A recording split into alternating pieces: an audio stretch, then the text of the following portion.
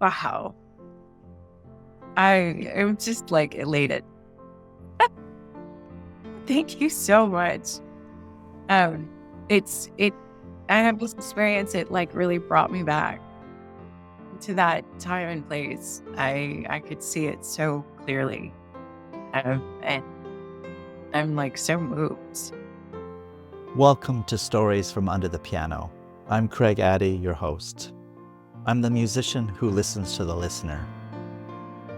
This podcast offers a glimpse into the world of Under the Piano, an immersive musical experience I've been providing for 15 years. Over 1,000 people have discovered comfort, connection, and healing through these sessions lying under my grand piano. In each podcast episode, a guest shares a personal story, and I respond with a spontaneous piano piece that evokes the emotions and mood of their story. My mission is to connect, comfort, and inspire through the universal language of music. Thank you for joining me on this journey. Let's dive in. Welcome to Stories from Under the Piano. I am delighted to have my guest, Kristen Mangione, today. Welcome, Kristen. Thank you so much for having me, Craig. So let's begin with just a brief spontaneous bio. Tell us a little bit about you, what you do, and things like that. Thank you. So I like to call myself the dance alchemist. I am a dancer, a choreographer. I'm a healing artist. And my mission is to make the world better through dance, to help humanity. And with that, one of the things I do currently is I am the creator and founder of what's called Dance Alchemy for the Soul.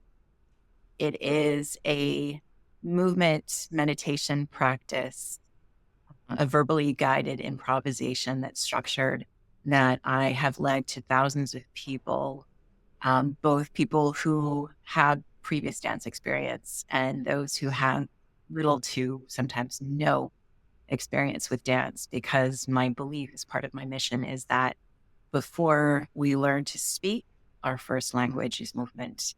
So I, through my teaching, through all of my artistic practice, I love reconnecting people with their bodies, empowering, transformative.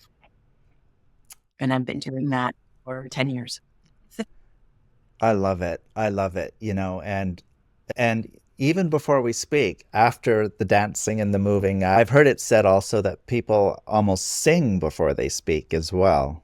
The ooh, goo, gas. That's what that mothers and kids do. It's all these languages that those would be like an emotive language. These languages that we have before speech, they're so foundational to us and what we do. And also, as you shared that, it reminded me, and I think I've told this to you before, when I was a child, I loved to dance. I used to do performances in the living room for my mom's friends. She would put on the Tchaikovsky, and I was just dancing all over the place, on the couch and on the chairs. And there's this freedom of expression that dance gives us that sadly we seem to lose it, as we get older. So it's such a gift what you're doing. Yeah. Yeah, that's beautiful. That I really appreciate your sentiment with that, sharing that, because I'm a big believer in that. A lot of dance for people can be not so much about learning all these new things, all this new information, as much as it can be about rediscovering and uncovering, unearthing a lot of what was already there from childhood. Yeah. It's wonderful. Well, let's just dive in. What story would you like to share today on the podcast? So I'd like to share the story of me discovering my truth of being a dancer. And from the very beginning, my earliest memories that I sort of remember, but that my parents talk about, when I was about 3 years old, unprompted, I would dance in front of the television on Sunday nights with Sonny and Cher. when they were on back in the 70s when I was a young child.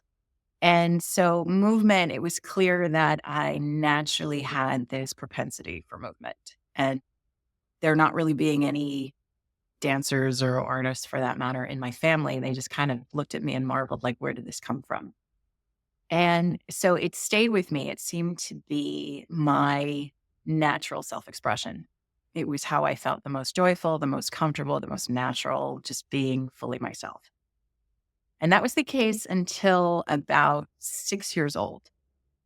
And there was day when I was on the playground during recess at Valley School Elementary in my first grade class.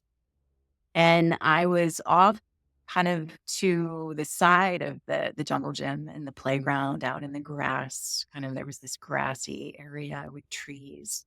And I used to love to go there by myself because I felt like it was where I could just be, again, fully self-expressed. I felt like sitting behind a desk in class was felt really restrictive. So I just naturally wanted to be moving. And by that time, that point of the day in school was when I could really let loose because sitting there and listening to these teachers was not, wasn't, didn't bring me to life.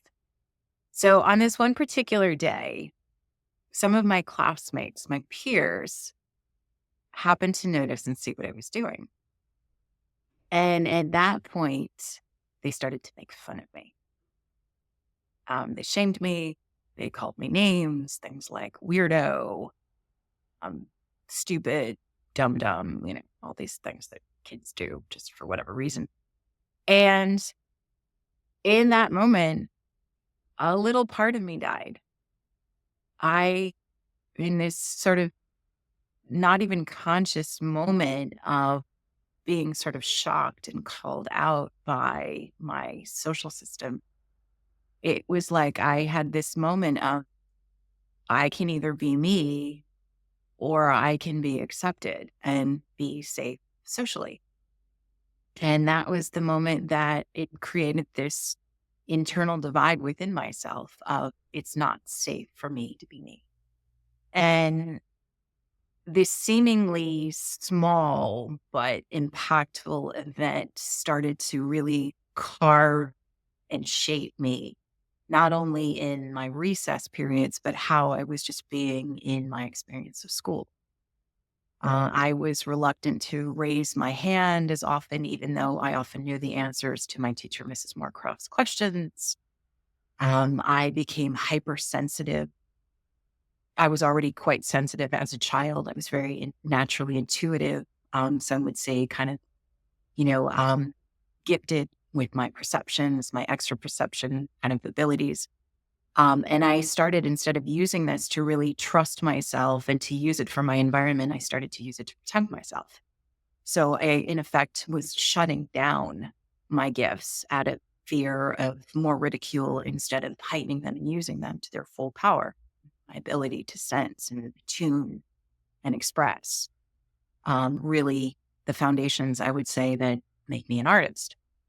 And this was all the case until from about 6 till when I was 10 years old. And during part of that time, I started taking dance lessons. Even though at school I was inhibited, when I was at home in a safe place as an only child, I would take my refuge and I would be dancing in the living room, as you said, on the furniture. We had a fireplace with a ledge in front of it, about a foot off the floor, and that was my stage. And we had sliding glass windows that I could see at night. I could see my reflection. So that was me presenting myself to the world, the trees and the vista. So the desire didn't go away. It was just the environment in which I was willing to share it had changed until I was 10, when there was an elementary school talent show. And at that point, I decided it was time to take the risk again and to be seen by my peers. And I signed up. And in that show, in my tap shoes, in my sequin costume from my dance recital that I had done earlier that year with the Jovillain School of Dance, where I had been studying for 2 years, I got up on that varnished stage. And I still can hear the song in my head. It was Irene Cara's Flashdance, which was popular at the time. And I got up there and I let it loose. I completely allowed myself to be in my body, to be seen. And at the end, it was like this weight had lifted, that I had made it safe. I'd reclaimed the space and the love of being fully self expressed, being who I really love to be. And what was interesting about that was rather than this time getting ridicule from my classmates, I actually got a lot of acknowledgement. I started being known as a dancer. And that is something through the ebbs and flows of my life and my relationship with dance, my lifelong relationship, has stuck with me. Hence, now that I call myself the dance alchemist, I have gone through my own alchemy in terms of reclaiming what I love with dance. And it's a big part of now why I feel strongly in sharing that with others. And that is my story. I love your story. I really, really relate to your story too, because it's not unlike my own. So I was totally with you on all of that. Before I create music to that, because I could just go ahead and do it, if we were to take you through that journey, you know, the constraint of the classroom, going out there and being free, you know, in the nature and the playground area, and then the ridicule and the closing in, and then the rediscovery, what would be the emotional journey for you? Like if you were to put emotions to each of those steps in this story. The emotional journey would be frustration, lightness, and freedom, and joy, shock, and fear, and anger.